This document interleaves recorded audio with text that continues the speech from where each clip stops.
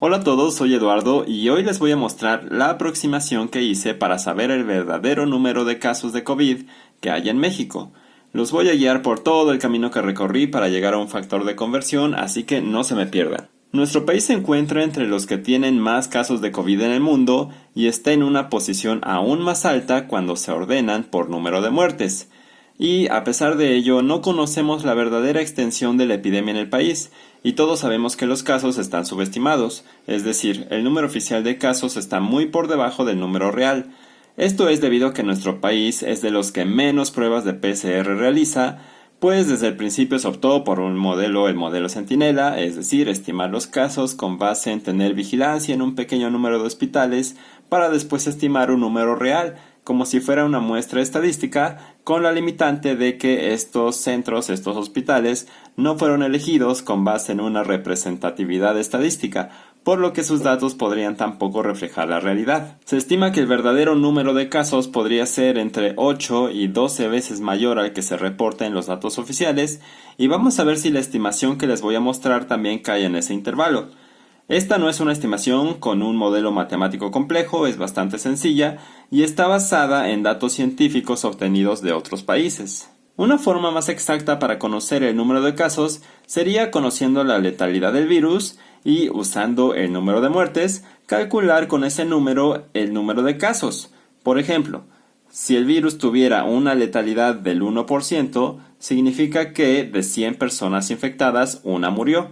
Entonces, si tienes 5 muertes reportadas, puedes inferir que probablemente hubo 500 casos. Pero esto también es un problema porque no conocemos la letalidad del virus.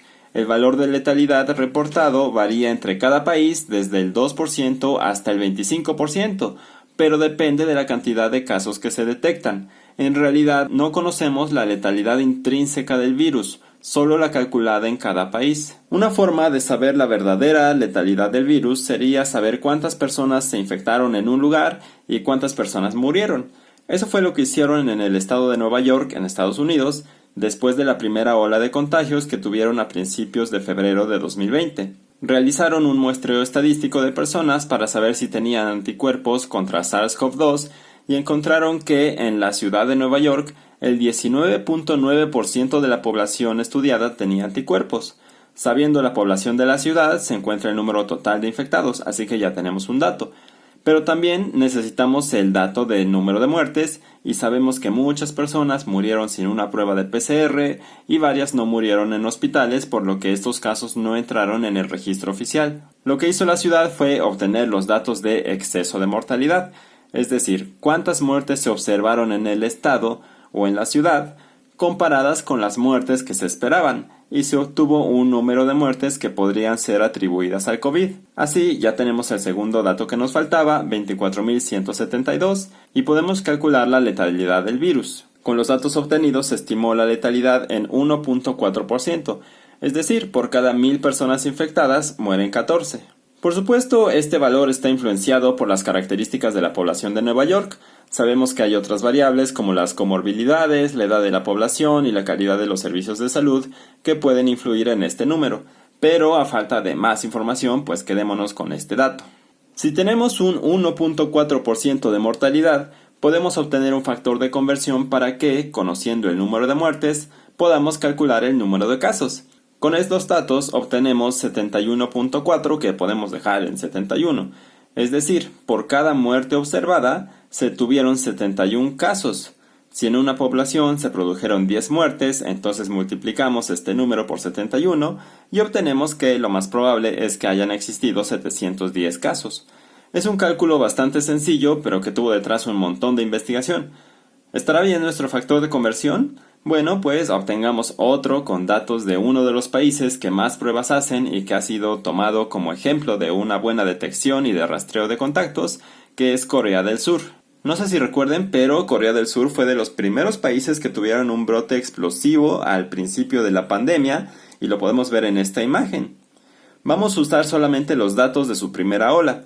Tomemos el valor al 5 de mayo, que es donde se observa que tuvieron un mínimo de casos, y por lo tanto podríamos decir que ya se tienen todos los casos de la primera ola, que son 10.804.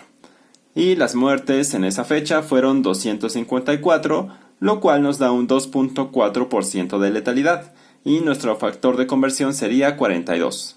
La letalidad es un 1% más que la calculada en Nueva York, pero tomemos en cuenta que en Corea del Sur estamos tomando los números con prueba confirmada. Muy seguramente, a pesar de la aplicación de pruebas masivas, no se detectaron todos los casos. Además, la población de Corea del Sur es ligeramente más vieja que la de Nueva York. Son 42.1 años en promedio en Corea del Sur contra 36.5 en Nueva York, lo que podría aumentar la letalidad calculada. De todas maneras, creo que son las estimaciones de letalidad más cercanas a la realidad que podríamos tener, así que tomemos ese intervalo. La letalidad del virus está entre 1.4 y 2.4%, y nuestros factores de conversión son 71 y 42. Ahora sí, vayamos con los números de México, y esto va a ser de muchas estimaciones, y los números que yo pongo cuando ustedes los revisen habrán cambiado porque hay muchos problemas con los datos. Tomemos la fecha en que se reportaron 100,000 muertes. En los datos de la página oficial del gobierno, los casos y defunciones reportadas en cierto día son acomodadas de acuerdo a la fecha en que sucedieron. Por lo tanto, las 100,000 muertes no fueron el 19 de noviembre, como vimos en las noticias, sino el 12 de noviembre. Para que se den una idea de lo confuso de los datos, en la conferencia de salud de ese día reportaron 991,835 casos y 97,056 defunciones. Los datos oficiales dicen que ese día había 1,027,938 casos. Usando nuestros factores, podemos estimar que los casos estarían entre 4,200,000 y 7,100,000 en números redondeados. De entrada ya vemos que los casos reales serían entre 4 y 7 veces más que los reportados.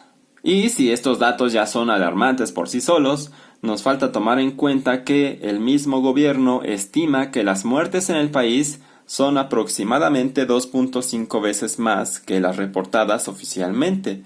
Para ello también usaron el exceso de mortalidad, y con los datos que obtuvieron sabemos que las muertes son, o al menos al momento en que hicieron ese estudio, eran 2.78 veces más que las muertes reportadas oficialmente. Entonces tenemos que usar un número de muertes de 278,000, no de 100,000. Así que, con los factores de conversión, el número de casos estaría entre 11,684,000 y 19,751,000. Es decir, los casos son entre 11 y 19 veces más que los reportados oficialmente. Y ustedes me dirán, estás exagerando, tu factor está mal, es demasiado, así que hagamos el ejercicio con otros países. Estados Unidos, el país con más muertes reportadas y de los que peor ha gestionado la pandemia. También tomamos los datos al 12 de noviembre, son 248,546 muertes. Con nuestros factores, los casos estarían entre 10,438,000 y 17,646,000. Ellos reportan 10,884,000 casos, dentro del intervalo que nosotros estamos calculando.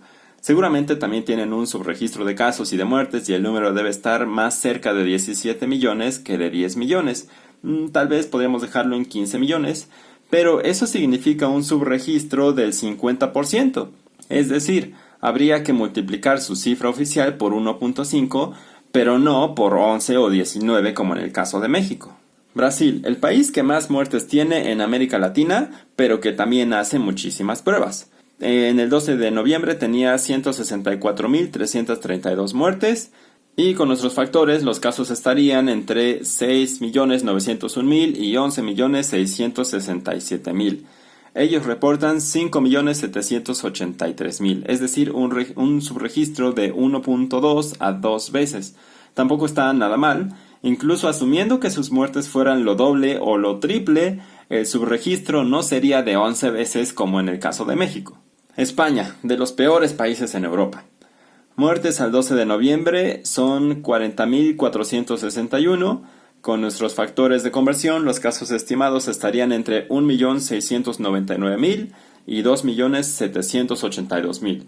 Ellos reportan 1,504,000, muy cerca de nuestro intervalo. Igual, aunque tuvieran lo doble de muertes, el subregistro de casos calculados no sería de más de 4 veces. Alemania, uno de los países que mejor ha gestionado la pandemia en Europa. Al 12 de noviembre, 12,276 muertes. Con nuestros factores, los casos estarían entre 515,000 y 871,000. Ellos reportan 749,000 casos dentro de nuestro intervalo, o sea que nuestros factores de conversión no están nada mal y nos pueden dar una aproximación real del número de casos. Como verán, la situación reportada oficialmente en México está muy lejos de reflejar la realidad, y aún así, con esos números, la población infectada representaría entre el 8 y el 13% de la población al 11 de noviembre. A lo mejor el día de hoy es 14%, pero está muy lejos de la ansiada inmunidad de rebaño, que requiere un 60 a un 70% de la población inmune, y que de todas maneras no serviría para nada, pero bueno, eso es tema de otro video. Ustedes pueden hacer este ejercicio con los datos de su municipio, de su estado o con los datos de otro país, como hemos hecho aquí. Ese fue el video de hoy, espero que la información les haya sido de utilidad. Si les gustó el video, denle like, compártanlo y suscríbanse a mi canal. Muchas gracias por ver este video y hasta la próxima.